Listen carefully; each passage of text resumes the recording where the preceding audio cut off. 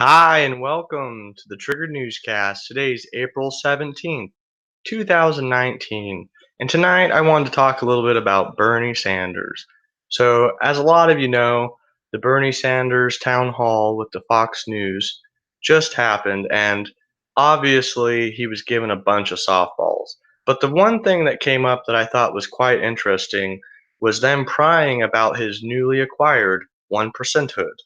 So obviously Bernie Sanders has been running on the 2016 platform saying, it's unfair that these people are proliferating and becoming millionaires when people are still homeless on the streets. And I find it atrocious that 1% could have more money than the bottom 90%.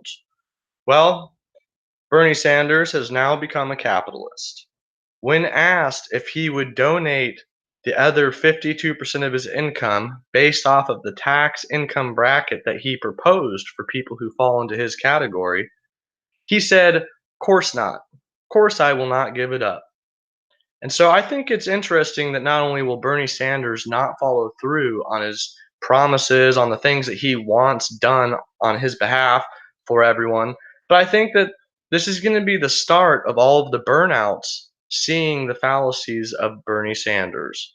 So, I mean, another funny thing, hi Nachos live stream, welcome on in. Another great and funny thing about Bernie Sanders is that he's pushing for community college tuition to be free.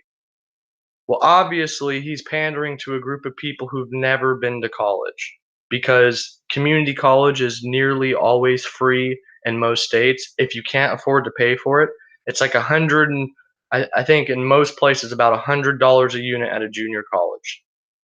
So in California specifically, we have what's called a bog waiver on top of the federal Pell Grant, which applies in all states. The Pell Grant gives you enough money as a junior college student to completely cover your tuition. In California specifically, there's an extra social program called the bog waiver, and it will completely make your tuition free anyways. Now, the other group of people he's trying to pander to are the college graduates. And let's mind you, the whole phrase C's get degrees. There's a lot of people who got college degrees that are no more employable after college than they were beforehand because they didn't go there and learn any professional skills. And with their purple hair, their skinny jeans, and their man bun, they don't quite look the part. No one wants to hire you. I'm glad that you got your septum pierced, that your hair is pink, you're overweight with a dyke haircut, but most people don't want to hire you just because you applied. I see Let's Be Frank jumped into the chat. I think this is the first time or second time you've come on in on my program. Hi, Debbie Fearson. Welcome for coming in. We got Pinoid News on the channel.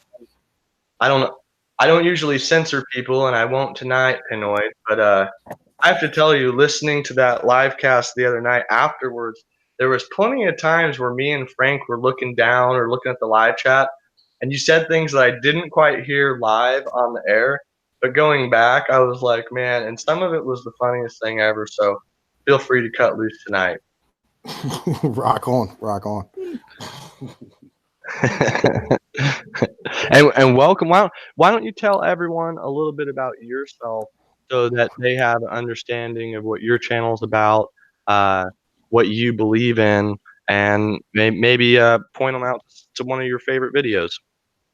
Well, I'm Tom Pease. I got my channel is Pinoid News, and I come from the internet blood sports part of YouTube.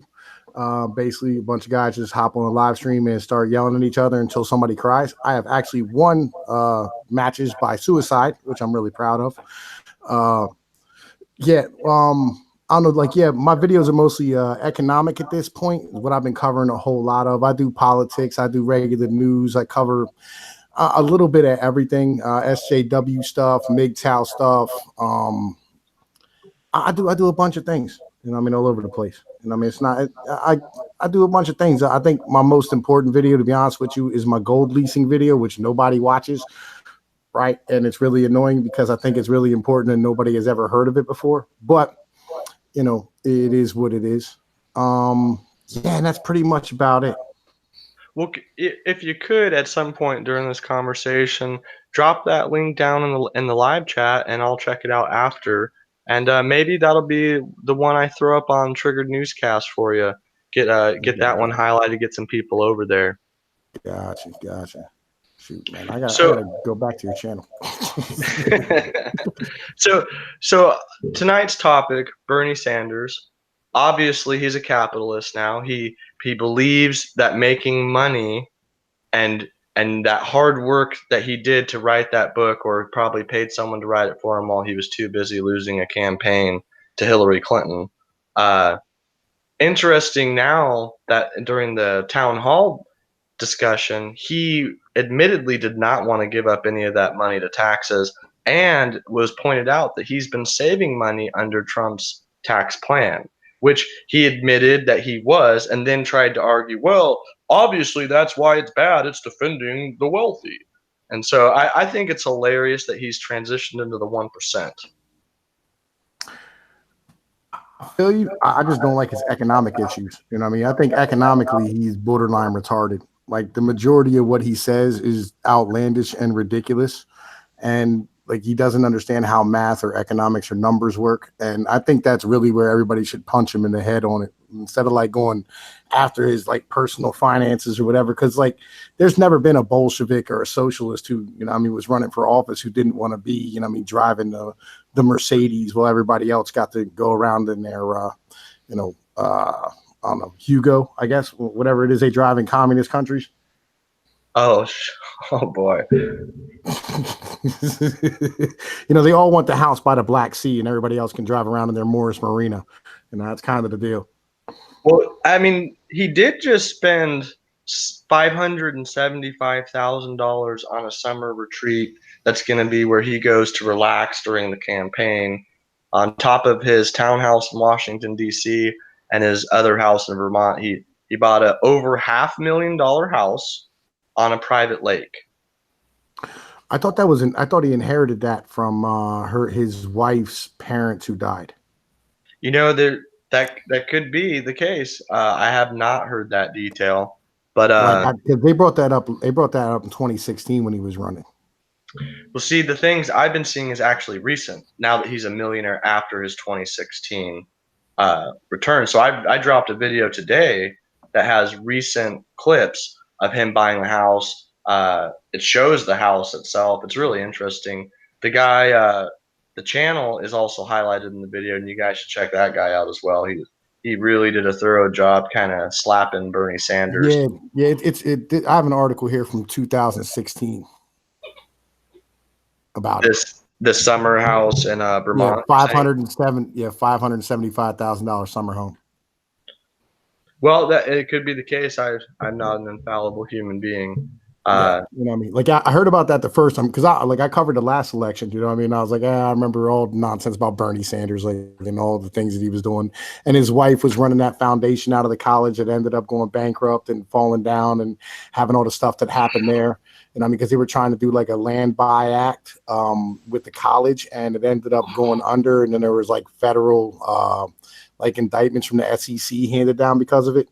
Like there was a bunch of stuff back then that, you know, I mean, like they're probably going to try and bring it all back up again. But like, yeah, this is stuff from like back in 2016. Just like you'll find a picture of him driving a Ferrari or something like that. Yeah, it was an Audi, and that one turned out to be false. Yeah. It was just photoshopped, and I added it in the video too, just to kind of hint that I don't like Bernie. But there's a couple things in there I kind of twisted into a video today to illustrate not only his transition to the 1%, his hypocritical statements towards it, and then I talked about the 3 homes that he owns, and then I went into the abortion debate. And it's interesting because one of his biggest arguments for his universal health care, that probably the whole planet couldn't be taxed enough to truly do what they want to do with that, to pay for every gender reassignment surgery that someone might want on choice. You know where the liberals are going to take it. But it's interesting that despite all that, he argues on health specifically. Hey, Dave Kratchik. Hey, Debbie. I'll try and address some of your guys' questions here in a little bit. If you guys throw some questions or have some comments, maybe here in like 15 minutes, we'll try and focus in on those. But it's interesting because his healthcare topic point is that universal healthcare is a right for all, and that children have a right to grow up with healthcare. But when you look at the born alive abortion debate, that child's already alive. But he voted specifically against medical support and medical aid. So I don't know, for a guy who wants universal health care, why does he not want the baby who survives a botched abortion to not get health care? I mean, you could argue all you want till the second of pregnancy, but we're talking about babies who are outside of the mother and survived the process, usually a saline abortion that failed. So to me, I think that's a little crazy. Good night, Nacho. Thanks for stopping in. But what do you think on that? What do you think of the hypocrisy of him being so driven into the healthcare debate, but doesn't want to support these young babies? Well, the truth of the matter is, he's pandering to a demographic of individuals who, feel like the world's done them wrong. And the reality is there's no answer for our healthcare problems right now. There isn't an answer. Like everything is kind of on a level of where we have reached peak everything. Like no one had any idea that everybody was going to live to be 80. And our medical abilities have outpaced the ability for our opportunity to pay for them. Like a good start would be to like make Europe pay their fair share for all the developments that we do in this country, and they end up not having to pay for. Like instead of like paying full price for the prescriptions like we do, for the R&D when the drug first comes out, they end up standing here paying like $5 or $6 a pill. And the insurance companies take it because like screw it, like the pills really don't cost us that much to make, and we're making something. And they need to pay their fair share. Like that's number one. Number two, um man, look, the idea that a country is ours that's bankrupt, like we are literally bankrupt right now. We have about like 5 years until the service on our debt becomes too much for us to be able to even deal with in any way, shape, or form. Like we're $25 trillion in debt right now. We have $225 trillion in unfunded liabilities. We have a $7 trillion pension crisis looming. As I said, like, dude, there's no way we can afford universal health care or universal college. And to be honest with you, the idea that we should be paying everybody to go to school is ridiculous. And the only reason they want that is so that they continue to indoctrinate these leftist retards to come out of here with their, with Absolutely. their armpit haired or shaved heads and their blue, blue bangs and shit, and come and tell everybody how the world's racist and homophobic and they need a safe space. That's all this really is. It's When it comes down interesting to that you bring that point up, Pinoid, about the. Did you hear me? Can you guys hear me? Yeah, man. Yeah, okay, man. Yeah, great. yeah. Me and you were Okay. talking about this the other night. Yeah, we were talking about this the other night, about what if the government decided to go ahead and just absorb the student loan debt out there and kick it back to the private sector. And I think we had talked about how that would actually put out a lot of universities. They would have to close down because they couldn't get those checks from the government anymore. But in the long run, I think that would be a good thing. Yeah, long run, that's probably the best bet. That's the best solution that we have in general. And like legit. I'll say as a college student about to graduate, I got 5 weeks. It's taken me 4.5 years to get my bachelor's and a minor in statistics. Uh, and I've taken out some student loan debt, but that's so that I haven't had to work two full-time jobs to support me and my wife on top of school, and that's so that I could do more than full-time in school, get a very thorough education in the shortest amount of time. And on top of tuition at a state school in California, which is one of the more expensive states, is 3 grand, about 3.5 grand a semester. If you went to a UC or to a bigger school like Stanford, obviously it's more exorbitant. But you should be at the level of qualifications after you graduate from a school like that to pay back your loans. And the real problem stems that we're paying people. We want to give forgiveness to all of the loans they've taken. Now, if Bernie Sanders cared about the tuition part, That's already covered. That's part of what the Pell Grant or the university grant. And if you don't qualify for those, then technically you can pay for it. That's what the government has decided. And you can argue about maybe the line we should draw that at them. So if there's this happened to me. I didn't go back to school till I was 28 because until you're 26 in the United States, you're dependent of your parents as far as colleges and the federal government is concerned with loans.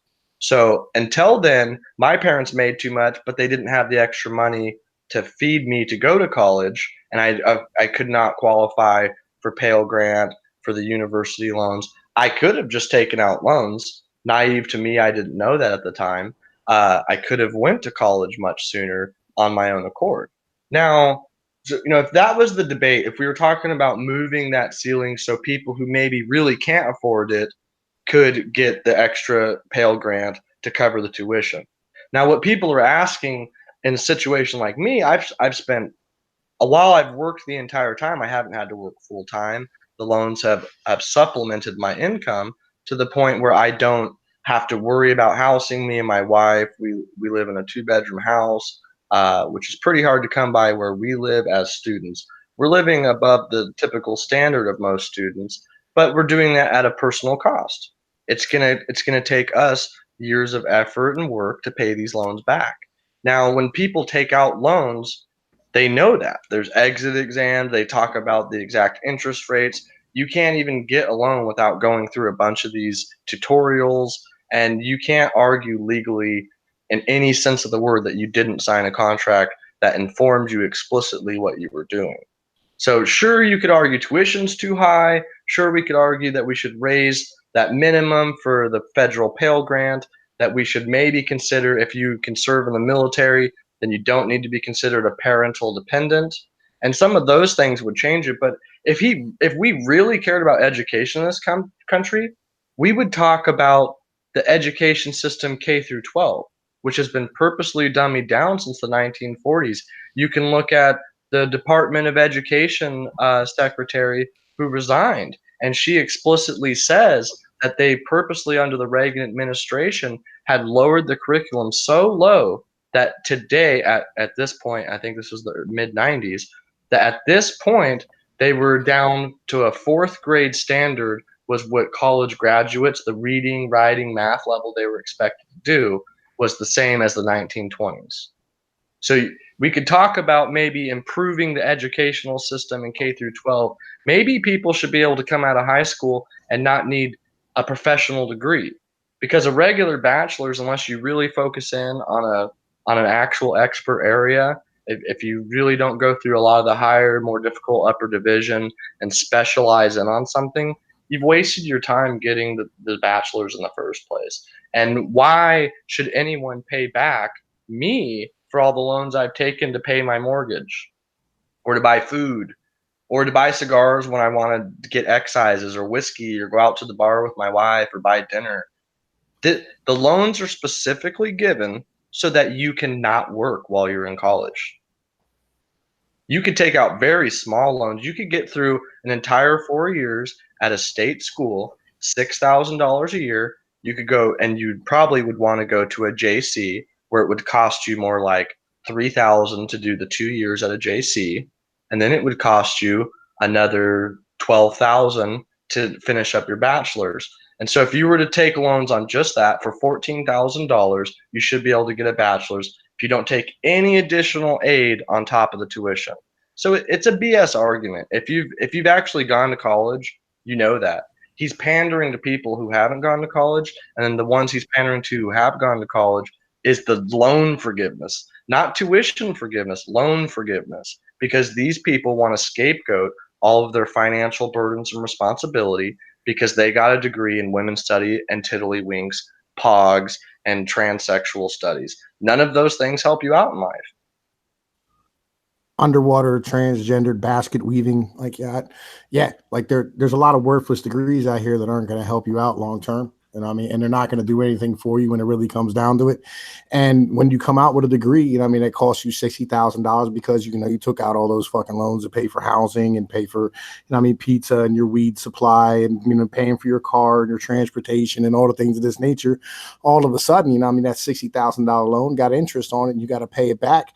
That APR ends up ballooning that $60,000 loan up to $120,000 by the time you're done paying on it over the next 20 years and you're boned out. It is what it is. You know, there's nothing you can really do about that. And, you know, the people have been sold a bill of goods. And the reason why this is happening is because the government's backing up these loans. If the government would get out of the way, private business and the regular economy would stand here and force these people to have to sit here and actually, you know, like make a choice as to who gets the loans and who doesn't. You don't get a loan if you know, I mean, if what you're taking in college isn't going to be employable long term. You know, they wouldn't stand here and just hand you a loan for gender studies, you know, or, you know, I mean, lesbian dance theory. No, you get a loan if you're going to go in there for engineering or a law degree or being a, I mean, MD or whatever the case might be, something that's actually necessary inside of the economy. And Right. that's the Yeah. reality. Yeah, that is the reality. And I think that having to actually go to these people and say, this is what you're going to go study and this is what the loan is going to go toward would be a great step in the right direction. However, I know this is going to hurt people's feelings, but I don't think everybody's cut out to go to college for higher education. There are other routes. Not everybody's going to be a doctor, a lawyer, or whatever. But there are other alternatives for you to look at to go. Trade school being one of the biggest ones. You know, welding school, mechanic school, things of that nature. I went and got my CDL. I make $80,000 a year, and I went to school for 3 weeks. It may have costed me $3,000, you know what I mean? But like, you know, it's through trade schools and, you know, I mean, schools that actually perform a real job are way, way, way better than, you know, I mean, this nonsense of, you know, I mean, sitting here getting, again, you know, I mean, an underwater lesbian basket weaving degree. Like, that's not what we should be doing. That's not what we should be producing in our nation. I heard somebody actually the other day stand here and say that they need engineers with social justice degrees because like, that's what the market desires. And what engineer needs a social justice degree? I thought engineering's all numbers and angles and the inner workings of what things make things happen. I have no idea. Is that inherently racist now? If you don't have a social justice degree, if they're going to look at you and say, "Oh, you must be a white nationalist." Numbers are racist. Yeah, I think what it really is in the STEM and mathematics fields, we have a lot of use there. It has to do with what I'm going to be dropping in my fabrication age video that's going to cover AI and some of the new manufacturing procedures that we're doing. But in the STEM sciences specifically, there's high need for programmers. And the reason we need engineers and mathematicians is because to program a lot of these things, it's really the highest tier of math. It's beyond regular physics. You have to be ready to program physics into a computer. So you're having other experts come at you as a programmer, and all of the people I'm shoulder to shoulder with in all of my upper division calculus-based statistics courses, all of them nearly. I think there's one who's actually a math major. There's me, a psychology major, and everybody else in there is either mechatronic engineer, civil engineer, computer programmer, and these are where the jobs are. They're constantly getting interviews at Intel, at Google, and you're not going to see that from tiddlywinks and lesbian dance theory. And like Frank pointed out, really that this is very common knowledge. You can look it up. It's sad because the IQ has actually gone down over time, but the average intelligence quotient for an American, at least, and this is college age kids, so I guess it's not surprising it's gone down a little bit recently, is 100. Now let me put that into context. Everyone's heard the term 5150 or being considered crazy for a short amount of time. But what a lot of people don't know is that doesn't mean you have like a 50 intelligence or 51 intelligence. The cutoff for what we consider developmentally disabled or learning disabilities, those start around 85. So right off the bat, 50% of the population has less than 100 IQ. A lot more of them are closer to 100 than have a very low IQ, but the cutoff uh, for what we would consider basically a developmentally disabled person who could not care for themselves at all is only 75. The lower you go, the more severe it becomes. Uh, Usually around 50 and below, they're not capable of speech. They're not capable of being potty trained. The issues are quite severe. On the same token, 50% of people are above 100 intelligence, are above that average, while the most significant portion of people on both sides fall close to that 100. We have very few geniuses, we have very few mentally handicapped people. But but what is true specifically is that more people who fall into that higher spectrum can often find jobs without needing to go to college, or specifically so when they do go to college, they're more apt, they're more capable, and they pick a career that's going to benefit them. So I agree that there's many avenues outside of college one can go to succeed. However, in specific industries, there is a degree needed. But what's really important is what I like to call the meritocracy, or the merit of an individual. I completely disregard affirmative action and believe that every individual should be on a case by case basis. I don't think that universities' jobs should collect demographic data because it's illegal for them by federal statute to discriminate or to make selections or rejections based off of any of those things. The only thing that's not protected is your sexual orientation. So if someone actually says, I'm a homosexual, it's actually completely legal for the boss to fire them because there's no federal regulation for discrimination based on sexual orientation. But if they said they were Christian or another protected religious class, or if it was because they're old or because they're a woman, now you've crossed into discrimination. I didn't know that. Discrimination based on sexual orientation, right? Like I was for sure, right? Like that's an actual thing. You would think so. I mean, they're constantly trying to turn. There is not a federal one. That's fucking crazy, right? I thought, yeah. Okay, Some yeah. states do regulate. Some municipalities or cities do regulate and enforce that, but there is no federal statute on it. So technically, you could argue it up to the Supreme Court, and you would have to be the one who set precedents, and you would still not be charged because there is no formal law. It would just be the Roe versus Wade that created the law. Yeah, I'm in the Northeast, so like it's it's just kind of like it's something that like the states take care of here, local municipalities and counties. So it's just something that you're used to. Like they have legal recourse here to go after somebody if you discriminate against a homosexual based on their sexual orientation. But then again, you can go, well, like we're an outdoor shop and we sell bait and lures, and it's not good to have a dude running down the aisle with a whole bunch of nipple rings and whatnot. It doesn't really work out for us. You can do that like legally. Like, hey man, he's running off our regular customer base. I apologize. It's not our fault. We shouldn't have hired the dude. I don't know who hired him. I had a guy come in, we had a temp over there that day. He didn't do his job properly. We don't know what he was doing. It's what happens when you order temps. I'm sorry.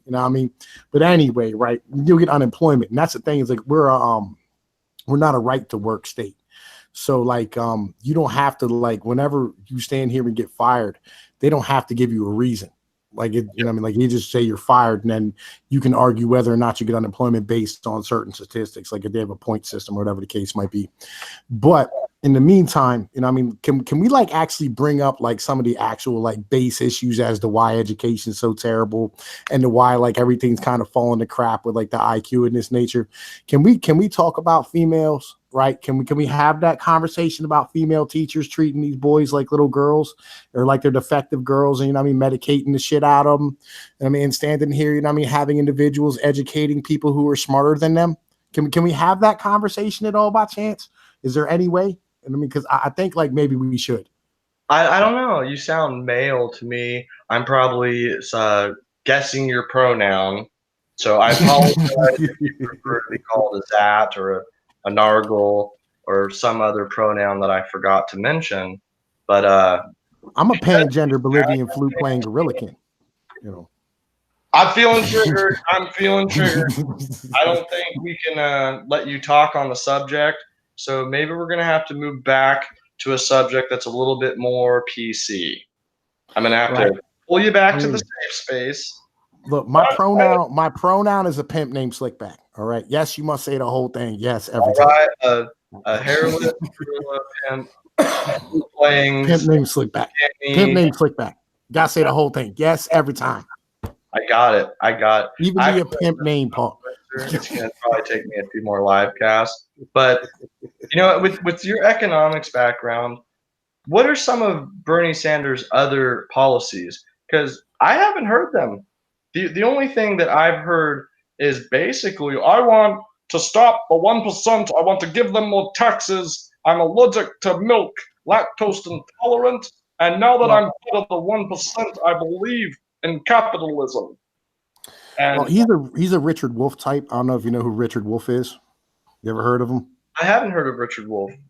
Richard Wolff is a guy who's on RT on a regular basis. Okay. All right. What you have to do is you have to picture like the most caricatured picture of a Jew you can possibly picture, and then multiply that times 5, and then you have Richard Wolff.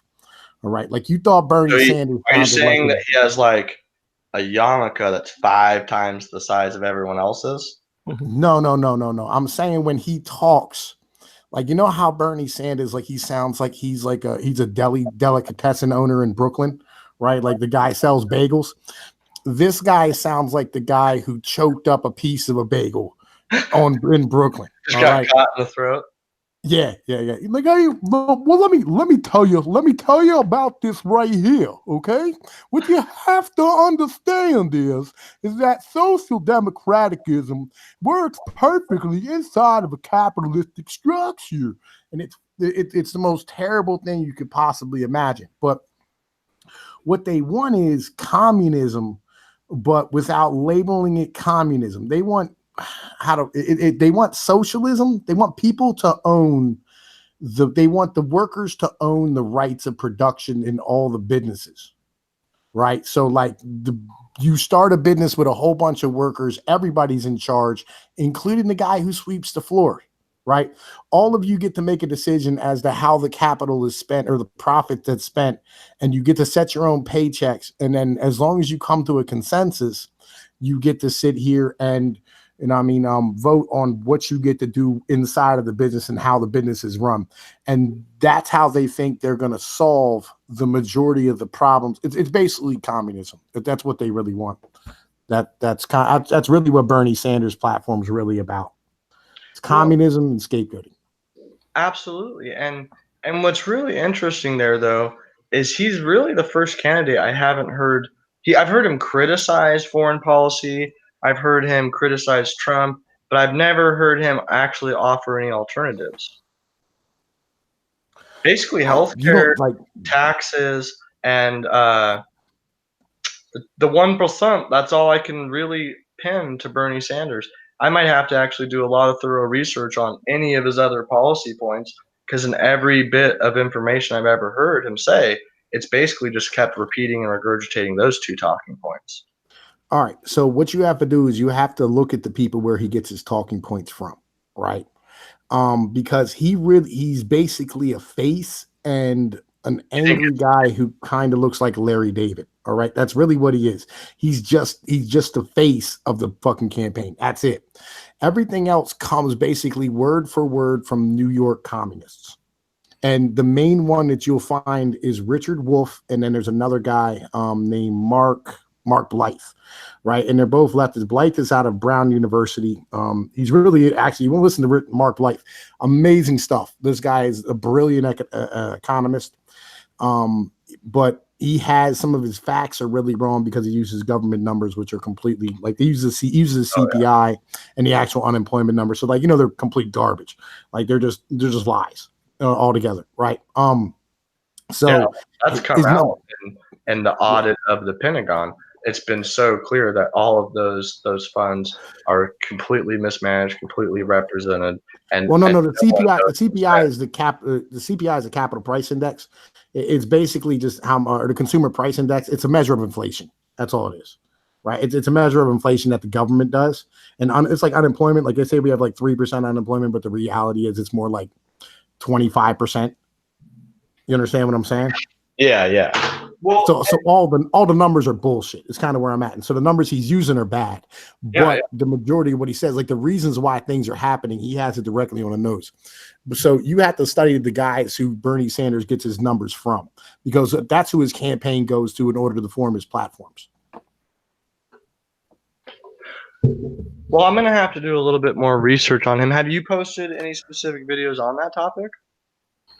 Well, I went through and there was a libertarian study done on universal healthcare here recently, and they said that it would cost $2 trillion less over the next 10 years to fund it through government than if we did in the public sector, right? I believe it was the Mercator study, something like that.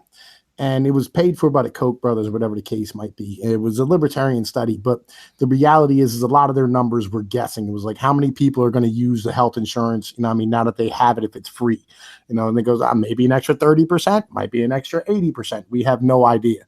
So they couldn't really nail down the numbers. They have a pretty good guess because they're using statistical models, but their data is bad. So, like you said, they have no actual guess. If you're basing it off that data and assuming the data is real, the statistical models they're using are giving some confidence estimate of what that true proportion would be. However, like you said, they're not using actual statistics. Much of that data is doctored, things are highlighted, not necessarily in all, say, the FBI crime statistics, but when you get into anything monetary, there's just too many black programs. There's too many people embezzling and taking money for themselves, writing extra checks from their department and bonuses. Because if they don't use all that money, then the next year they'll cut their budget down. So the only way to keep their budget is to spend every dime of it, and then the only way to increase their budget is to make a deficit. So every year these federal programs add more and more money, so that the employees, at least in the higher ranks, are getting more and more money, and it's a scam. Here's the reality of it, right? Like every year it costs more to build a new school, right? And the reason isn't because like schools are being updated and they have, you know, I mean, more stuff than they had back in the 1970s. Like, I don't know if you ever saw a 1970s high school. They had the exact same shit that we have today. You know, they still had swimming pools and lockers and offices and classrooms. It was all the same exact stuff. There was nothing really any difference other than maybe like different types of tile. But for their day, like they used the most modern tile that they could use. And today we use the most modern tile that we can use. There's no real actual difference. But the reality is the cost of buying the materials and the cost of hiring the crew and the cost of labor has gone up through inflation. So every year when you're trying to fund a program over a long period of time, it's like Social Security. When the first payments went out, they were $67 a month. And that was back in the 1970s. 1960s, and today the payments are $1,200 a month because it has a COLA due to the cost. You know, I mean, the cost of goods coming up every year. So if you factor in inflation into something like the healthcare market, where you know, you could sit here and you could have price fixes on some things, but really you couldn't have price fixes on, say, like CAT scanning equipment or MRI machines or things of this nature, because you have to keep building them. And if you don't be able to keep up with the cost of, you know, I mean, production, as far as paying for the magnets, paying for the magnesium and all the, you know, I mean, iridium that goes into them and shit like this, like if you don't have the money, like the copper continues to go up every year. And the fact that you're printing money in order to pay for these programs, like we spent $3 trillion during the financial bailout. It's going to cost us $3.8 trillion a year in the first 2 years in order to just fund universal health care, just to begin with, right? And so we're spending more money we spend in the bailout over the course of 10 years in the United States on 1 year of funding universal health care.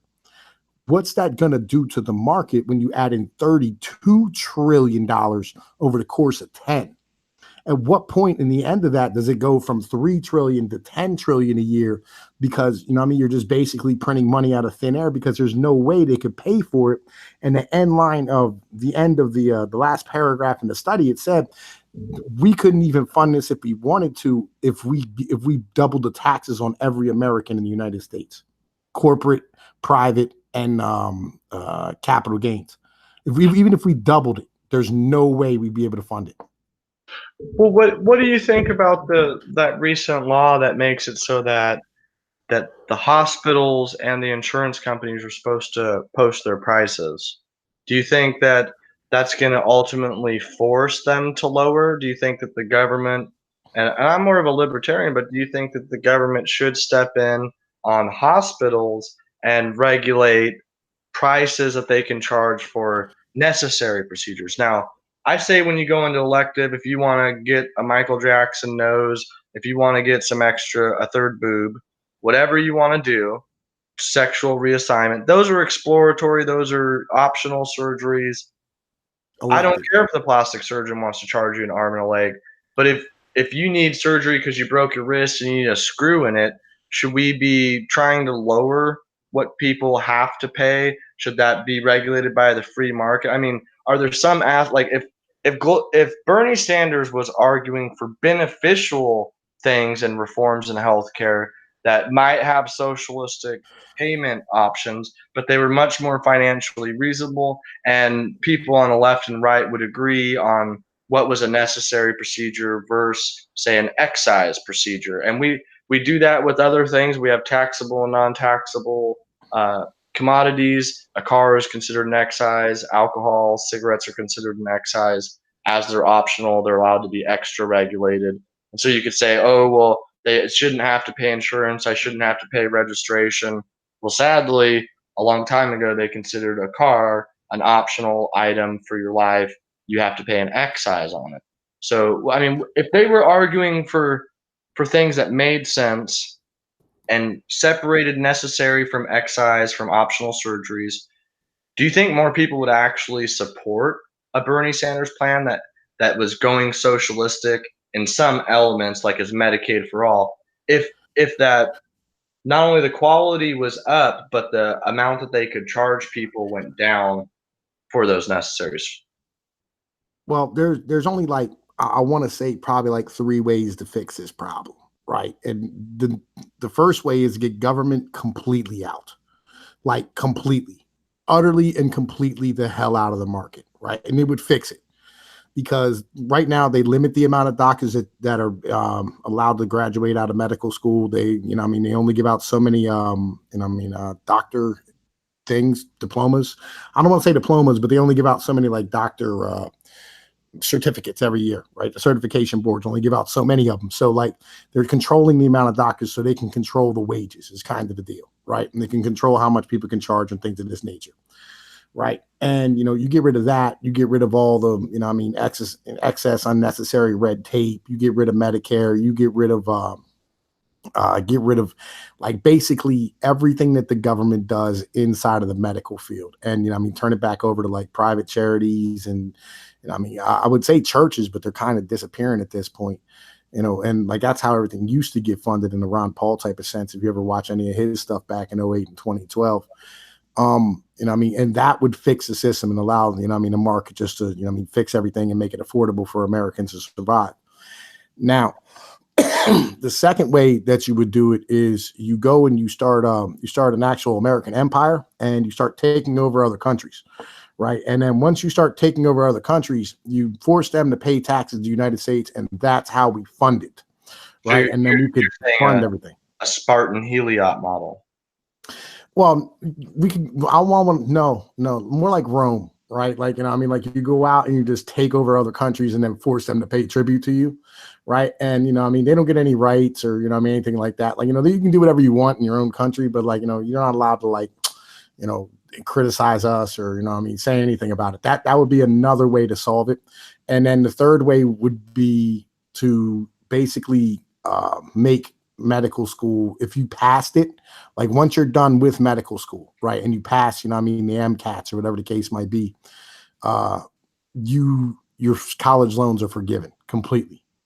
I think that would fix some of this and create more doctors that are willing to go and take less money and do more charitable work. And you would be able to get more healthcare given to the people. And I think that would solve some of it and take over maybe some of these, hospitals that are like just floundering and failing. And then you'd have to close down the borders as well. Like you'd have to get rid of almost all immigrants because you couldn't keep adding on more people who aren't able to afford the healthcare. And like I think that would, be able to make stuff happen. And it would, and if you did it that way, I think the doctors would go back to like there's two ways to to pay somebody in your local community. One is, you pay them like monetarily, and the second one is like you get free haircuts. Every local kids will wash your car for you. If you run in like a bad financial spot, like the community will take care of you because they need you. Like that. That's another form. You know what I mean? Almost like a barter system done.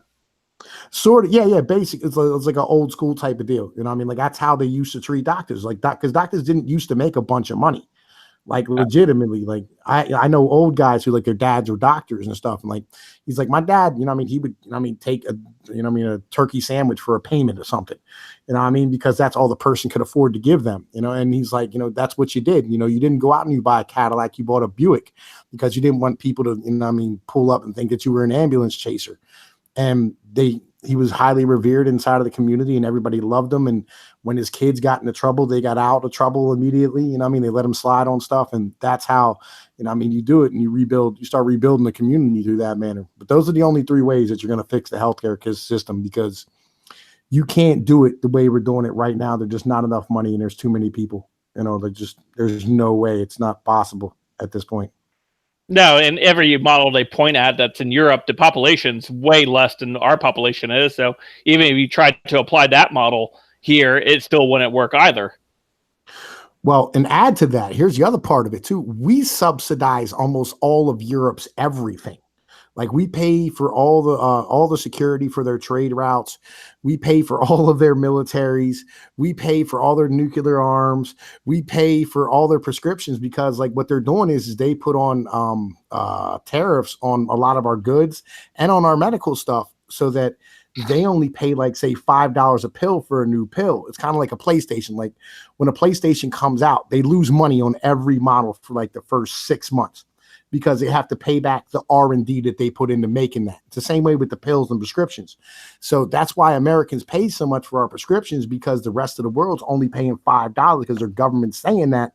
And then the insurance companies are going over there and going, well, or the prescription company going over there like Tyson, whatever, going, well, this is what it is. And then by the time they start, like being able to like make money on their pills for the price that they're paying, say it's like $40 or whatever, they're ending up standing here having generics come out and they lose their patent. So that's kind of what the situation is. We subsidize them quite a bit.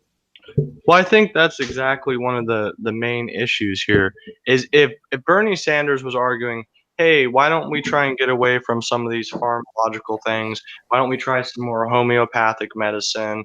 Why aren't we trying to reform the medical system? We're still the only country that has women lay on their backs with their legs propped up and literally tries to have them force a bowling ball through their orifice at an angle that you wouldn't be able to poop in. Now, in every other country, what midwives have done for thousands of years is either a water birth or they do a squatting birth. In America, we're the only one that literally lay in a position where the pelvis is collapsed and the woman is propped up at an angle that she has to push the baby against gravity to come out. And it makes the birthing process much longer. We have 1 out of 10 babies that are born in Western medicine get a brain damage from the procedure, from birth. When in other countries, we might have higher mortality rates because they don't have the extra medical assistance that we have. They're not doing the screening, the nutrition, and a lot of those issues can get retracked here with Western medicine. But one of the most simple things, the actual giving birth, we've turned it into this medicalized, really a pseudo-medical procedure. Most women can actually have birth at home alone if they chose to. It takes some simple education. And it's interesting, regardless of what you think about humans, at one point we didn't have Western medicine and women still knew how to have babies. So you could just look at the pharmacological issues, the exploratory surgeries, the cut it out if it's not working, the reactive medicines. I think some things in medicine have been quite profound discoveries, but so much of it is literally just to profiteer. It's snake oil, but modern snake oil that does have biological and Like pharmacological. what? Like what? Well, a lot of people don't know this, but did you know that it's something like 80% of asthma inhalers are complete placebos? What, the albuterol ones? Well, there's two different kinds. There's people who really do have a significant issue, and there is medication expanding their airways. And what they generally give to kids to check out if they truly have asthma or not is usually a water placebo version. And people who go on to lifelong use an inhaler usually use that because you're not really supposed to use that other medicine constantly. So it's a very small percentage of people who use an inhaler are actually using one that has true medication. Well, like I've been railing that, the majority of mental disorders aren't a real thing for a while. Um, and I get a lot of pushback on that from a lot of people because like people are born victims at this point. Everybody has to have something special about them, so that their mom can put that on the back of their car because we have collective Munchausen syndrome. That's like, oh wait, man, I can turn my mic around. I bet I sound a little better now. Yeah, Right. you sound great now. Whoa. I was about to say my microphone was turned the wrong way. Did we get I have a sock over top of it as a pop filter. But yeah. Hey man, it gets the job done. And it looks cool because it's like black and white. But anyway, yeah, so what the hell was I gonna say? Yeah, like the majority of actually, if you take a map of where we like had 4 times Ritalin use over the past 20 years, and you lay it over top of a map where we have the heroin epidemic epicenters, they match up completely.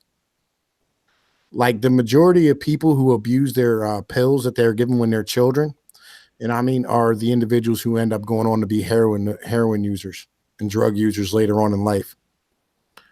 Well, a lot That's of people not only, yeah. realize this psychological and neurological effect. The transmitters are thrown off anytime you ingest something that's pharmacological. It's literally what it's trying to do is usually misrepresent a certain receptor site on a neuron to make it think that it's some other neurotransmitter. So that drug comes in, it's allowed to pass through your blood-brain barrier into your brain. Not very many substances are, only those that mimic the other neurotransmitters and proteins inside the blood that your brain needs, usually, which is glucose and other forms of sugar. Well, these usually go in, and you can think of it like a key fitting into a lock. And Yeah. the drug doesn't necessarily um, isn't the biological purpose to fit into a certain receptor. And so when we talk about like SSRIs, what's basically happening is we're taking this molecule, we're shoving it into where the serotonin is reuptake, not necessarily into the vesicle holes that will come through the synapse. I know I'm getting a little terminological You're here, fine. You're fine. Go ahead, man. I but understand what you. it's going to do is it's going to tell the receptor sites that would shut off that from happening, that are going to quit shooting the serotonin either out or allowing it to come back in. In the case of SSRIs, what it's doing is that molecule that is similarly shaped to the neurotransmitter is clogging it so that the brain itself on the other side of the synapse is not sending out other uh, in some cases, it's magnesium or salt or chloride. And what it's doing is it's creating action potentials in the other synapse that are usually telling it to take back or reuptake that serotonin. Well, where serotonin comes into play with a lot of people is in your prefrontal cortex. It has regulation effects all up your brain, but usually where it affects people in either a violent or aggressive way, what we're most commonly hearing with the school shooters and things like that, is it's usually they're on SSRIs. And what that does specifically when you quit taking them is now your brain doesn't re up, because it's used to serotonin being trapped, your brain isn't pushing out the serotonin at normal rates. So once they go off the medication, the serotonin is reuptaken, but then not pushed back out. And All right. Well, let me break this down in layman's terms and tell me if I'm wrong here, right? Because all right, here I had a rapper I really like. He said, you bookworms get on my nerves because I can't talk like you, but I can understand you. right? So here's where I get down to. My mentality is this: your brain will atrophy, right, if you don't use it properly. Like if you stand here and you continually take things like serotonin inhibitors, or you sit here and you take Prozac, or you take Ritalin, whatever the case might be, you never really form. Your brain doesn't have the ability to form the synapses and form the actual reactions it's supposed to have, because that's what your brain really is. It's a giant pattern recognition machine. It's kind of like, if something happens, this is going to happen. You know what I mean? Once this happens. And that's what your brain does. And with the SSRIs, you never build up that mental armor inside of your own head and your own brain and form the synapses to be able to deal with the basic life around you. And so what you do is, once you get older, you start looking for things that'll, basically, what do they call them? They call them disassociatives, right? That's what a lot of these pills do. They disassociate you with your life.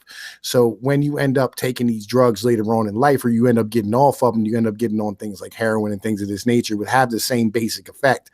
It allows you to disassociate yourself from the world around you, and basically block and shield your brain and your psyche and your conscious from being able to deal with just basic life. And you never had the opportunity to really deal with any of this on your own. So you end up mentally not being physically capable of taking care of yourself later on. And this is, a major issue inside of America in general, because, as everybody's on the spectrum. Everybody's all has autism. Everybody's kids has something wrong with them, so that they can get attention for them.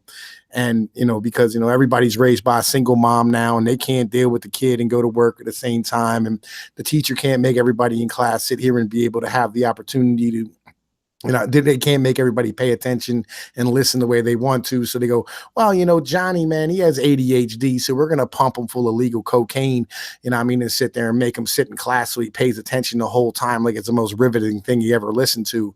When in reality, it's just, a regular person who has regular needs, who should be out doing other things other than sitting in a desk, 7 hours a day. That's kind of where my mentality gets down to. Am I wrong about any of that? Well, in a lot of ways, you're right. So when we talk about these drugs being utilized at early ages, they very well can have significant impacts on brain development. That's well known. It's well documented in the research literature. But a lot of the people who start taking these SSRIs and things later in life, some actual psychological disorders don't manifest into your 20s or your early 30s. Schizophrenia, catatonic schizophrenia, many of these are examples of issues that come up later in life, but they all have to do with maldevelopment, malformation, possibly brain damage at birth. Many of these things, the true genesis and cause is unknown, but what we do know is what they end up affecting. So, and in a lot of cases, things are comorbid. And what I mean by comorbid is that they happen at the same time. So there's also very strong similarities between the brain of a schizophrenic and the brain of someone with Alzheimer's. They're what we call the ventricles in your brain. You have two bilateral ventricles that are pretty big. They make all of the cerebral fluid in your brain. And they are generally a certain size on everybody, and basically every day your brain is remaking all of the fluid that's going to go in your brain and in your spine. That's what we call the cerebral spinal fluid. Now, that is disconnected from the rest of your body and nervous system through the blood-brain barrier that happens at the base of your spine, at your brainstem. But what's interesting here, and a lot of people don't realize when we get into some of these psychological disorders, is they might be very minute, very unobtrusive, very unrecognizable things, small symptoms that occur earlier in life. If they had a brain scan for some reason, sometimes it'll show up, sometimes it won't. But at a certain age in their life, what we notice with these ventricles is they're either much bigger than they're supposed to be, which usually means that connective tissue around it is missing, uh, which is important for other things. They aren't necessarily producing more cerebral spinal fluid, so now there's an air pocket in their brain. And some of these things are similar to what we see in Alzheimer's and dementia. So a lot of the true causes are still unknown, and that's why in our medicine, what we do is reactionary medicine. But so I would say about 98% of what you said was correct. Small, minor things, technical things that the average population would have to read a Well, like lot. things, well, like I've seen these individuals like at this point, like out in California. Like I'm not a huge fan of Cali, but on the same point, out in California, they're actually starting to do trials where, like, you talk about homeopathy, where they're actually tracing your lineage back to like where your people come from and changing your diet to more of a traditional for what your people are supposed to be eating and Hmm. treating a lot of these mental disorders because it's a simple thing of your body for, I mean, your people for 10,000 years lived in a certain place and ate a certain way, and you're no longer getting those same calories and nutrients that you used to. You're stuffing yourself full of Kraft macaroni and cheese. It's You know great what I mean? that because what a lot of people don't realize. Well, I'm a quantitative psychologist. I work specifically with statistics, research, data crunching, carrying out the experiments, reporting, and delivering those at conferences. What's interesting though is people don't realize that much of it is behaviorally attributed. So I also have a great interest in applied behavior analysis, which is mostly used on the autism spectrum today. But what's true of everyone, every adult, every normal functioning person, everyone with a behavioral deficit, anyone with a learning disability, an animal who can't speak English, and it works down to almost reactionary behaviorism where we can do things and create a response. Yeah, absolutely. Like currently I'm actually like I'm like little by little I do these I have like books that I break down right on my channel. And I think like it's important that we look at like the older research stuff that we used to do. And like one of the first ones I did was Machiavelli's The Art of War. A lot of people go, what is Sun Tzu? Like Machiavelli did like a 1-2 back in 1520. But also on top of that, I've been putting out Edward Bernays propaganda. And he was kind of the same type of thing. He was, I don't want to say a psychologist. What would you call? Do you know who Edward Bernays is by chance? Name's familiar. I think I've heard a lot, but on the moment, Edward Bernays, he was the guy who he helped these individuals. He helped them pass. Okay, so when they were trying to get women to smoke cigarettes, he redid them as liberty torches to okay, yeah, promote you're feminism. one of the ones kind of rebranding and repropagizing things. Yeah, yeah, and like he's the reason why we eat bacon in the morning, right? Like there's a bunch of stuff that they did. You know what I mean? And so with that being said, like that's kind of down your alley as far as stuff's concerned. Well, absolutely, and I think the point with what you brought up with the ADHD and the children misbehaving, a lot of these things can be completely sidestepped with nutritional changes, with regular sleep cycles, with lowered sugar, and with behavioral treatment. And those are the things we do in behavioral psychology and applied behavior analysis. If we're working with a child who has, let's say, selective food eating disorder, where he'll only eat maybe potato chips, Funyuns, and Cheez Its. He won't eat anything else. You can't get him to eat an apple. You won't be able to get him to drink. And there's procedures we do. First off, is what we're going to do is we're going to check and see. We know that this child is not nutritionally balanced, right? So we're going to Yeah. try and supplement in ways. And what we have to do is kind of use a shaping or a mixing procedure where, say, we probably have to put a powdered drug onto the food source because that person would not ingest a pill at first. And we'd have to work it up until we could get them to swallow a pill. Maybe as a reward, they'll get their preferred food, and we could start nutritionally supplementing them with vitamins. Often, what you'll see is some of their other selectivity, some of their other preferences uh, open up a little bit because things were happening in their gut and their flora and their stomach, and the other things could not really. I guess you probably have had this feeling when you're sick and Right. something that might be your ordinary favorite food doesn't sound good, and instead you're going to break habit and you're going to go get something and you don't know why, but that thing just sounds really good for you. That's your body craving it. Well, a lot of the times they have huge iron deficiencies or a salt deficiency, and their body's looking for that salt, and they're getting MSG.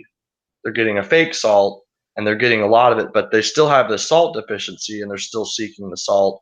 Some of that is just pure food preference, but what we have to do before we even try and behaviorally analyze it is observe. We have to try and regulate and decide, is this a nutritional imbalance? Is there a medical issue, say, an ulcer in the stomach or maybe in the gut that we don't know about? Is there some other way we can go about this? And we look at a few of those things, and sadly, even as behavioral psychologists, the last thing we do is try to just intervene behaviorally.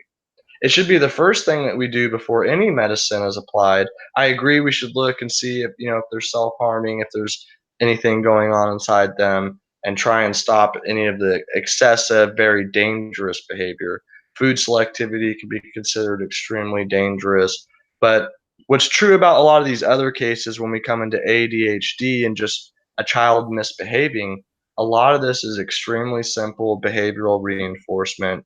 It has to do with tangibles, escaping from a task, wanting positive or negative attention. Maybe it's just a self-stimulus and they like the stimulus response they get from their vision of seeing their hands twinkle. We call that stereotypy. It can be vocal stereotypy like humming. Sometimes these things are reinforcing to people. Think back to when you got your CDL and you're driving your truck. How often are you driving your truck tapping on your steering wheel to the music, or when you're waiting in a waiting room, you start shaking your leg? These are all different versions of stereotypy that even typically developing people exhibit, but there's behavioral reasons for why we do it. And I can't say that everything can be fixed through psychological behaviorism, but many pills, many medications can be subverted by first trying behavioral treatments. All right, yeah. Well, I grabbed this real quick off of like I had a Twitter message that I sent this out, and I know whether I grabbed this from my phone or from like if you can click on it with your mouse, right, and like just make it big or like so you can see the whole thing, right? But Yeah. like the one that really bothers me is the age 2 to 5, right? There's like what is it, like almost 700 million fucking kids or something, or seven, what is it? No, it's almost what 700,000 children, something like that, from Uh, age 2 to 5, like who are it says on before 0 to you. 5 on my screen. Yeah, 0 to 5. Yeah, you So see what they're I'm saying? including infants. Yeah. Yeah, who are on psychiatric drugs. I I'm not really sure. I haven't done enough research into neurological imbalances that we might find in a population that young, but How I do you would even I know would in a say that population that that young? number is way too significant. So if there was some kind of neurological imbalance that does happen in some kids, and there really are kids who truly need serotonin reuptake inhibitors or any of the other psychotropics, by the time you're age 5, you can barely communicate. So I'm not sure how much you were able to intelligently display to someone else that you might be a psychopath yet, or that you might have empathy relation problems when these are known stages of development by Paget and others in childhood development that don't happen until 6 or 7 anyways. Children can't Like empathize with another person's feelings. They don't have what psychologists call theory of mind, or the ability to differentiate that my thoughts are different from your thoughts. And children under 5 often think everyone feels or thinks exactly what they do. And yeah, so but like I this don't is know how I they didn't. I argue. just wanted to show you. I just wanted to show you this. Like I thought, like maybe you'd be kind of interested in it, being I a am psychologist. highly actually kind of worried. It Knowing enough about childhood development and enough about neurobiology, psych I can't say that I prescribe pills, but I know enough about the psychopharmacology, why we're using different things. And I can't think of anything from my education that would suggest children that young and that many and that large of a pool of members would need psychotropics. But I'll definitely have to do a little bit more research into it.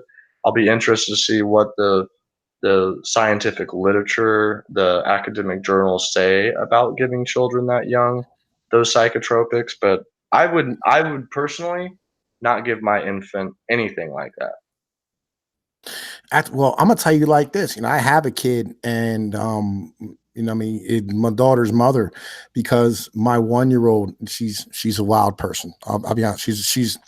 She done been here before. She knows the situation. She's a crazy person, right? But she's talking about, I mean, getting her examined, and I mean, talking about putting her on medication so she calms down.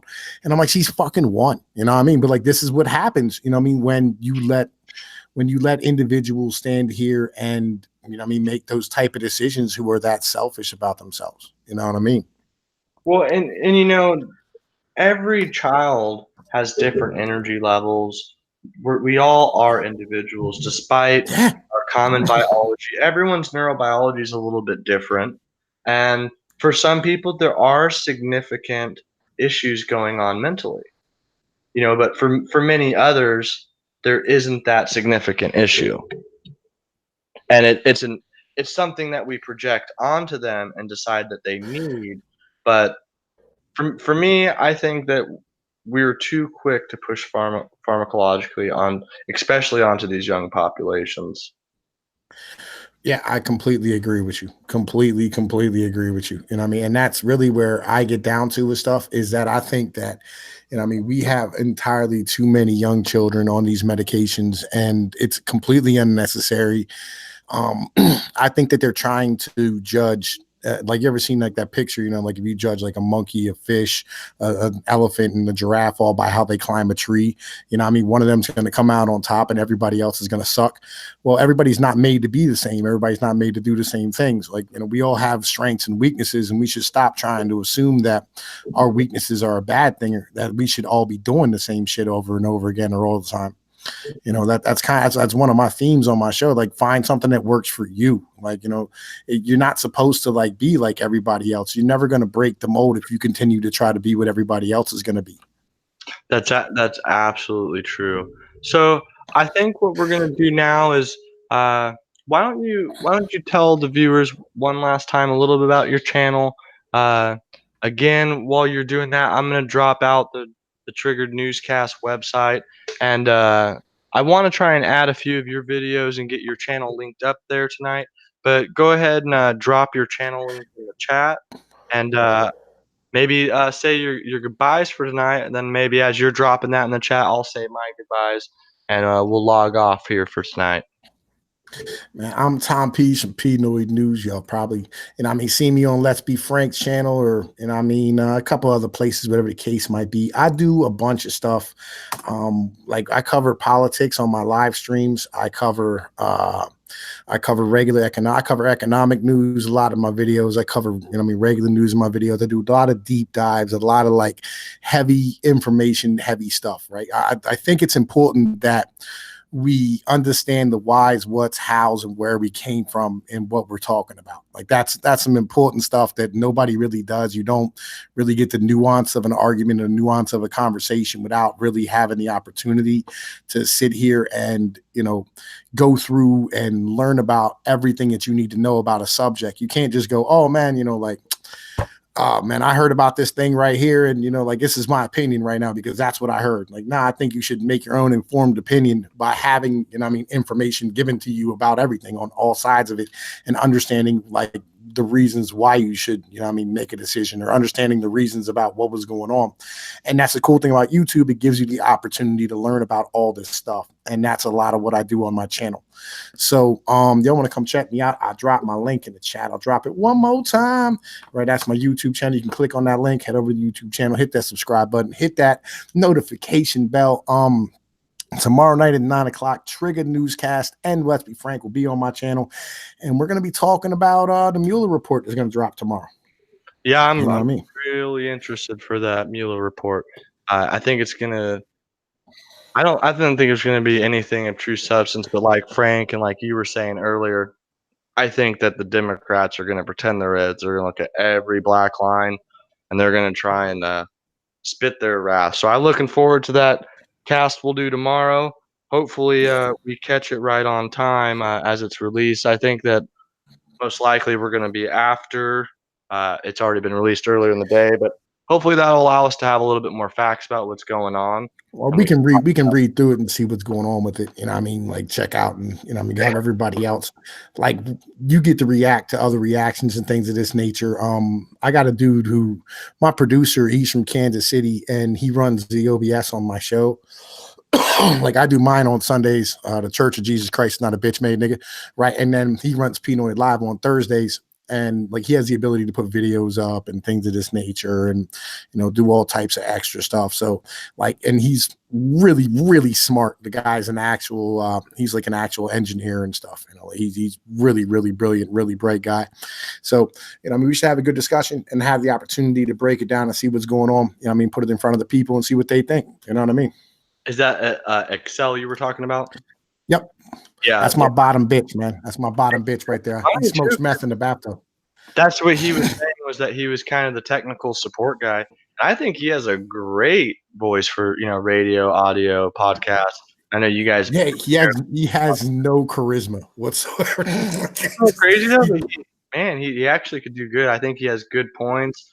He's obviously a technical genius. I've seen some of the stuff you guys do over there, and I can't wait till we can try and get Discord going up on the website. I think it'd be really cool to bring in, especially some of the regulars at all of the channels, and to ask questions in a way that you really can't on YouTube. So thanks for coming in, Debbie. Have a great night, Captain Kitty, Dave Kranick.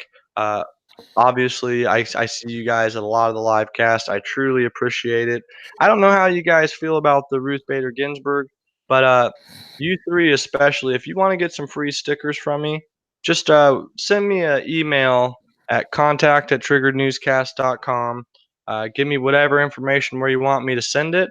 I'm just going to send you guys a handful for always coming on in. So much love to you guys. I really do appreciate the support. Again, YouTube's been trying to kill my views because I posted a few things about special populations that are protected.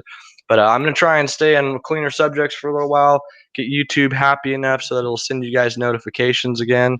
And hopefully I don't get my monetization revoked permanently for maybe making YouTube a little mad about that protected class. So I just want to thank you guys for stopping into the Triggered Newscast tonight. I don't think I did as good a job of triggering you tonight as probably Pinoy did. He's great. He is funny. I definitely recommend you guys listen to that live cast we did the other night. There was a few things he said on there, like I said, that I did not catch until afterwards because me and Frank were too busy trying to drop things in the chat and interact with people that we did not notice some of the things you said. So I think you guys should go ahead and check that video out. I'm gonna post it as maybe the pinned comment and this after I upload it. So thank you so much for coming in, Pinoid. I really appreciate you coming on, Tom. Oh yeah, man. Thank you for having me. It's appreciated. This was the Triggered Newscast. We'll see you again tomorrow. I think we're going to be on Pinoid News' channel. So you guys right there in the chat and those of you who see this afterwards, check the channel out and catch us on tomorrow. Have a wonderful night.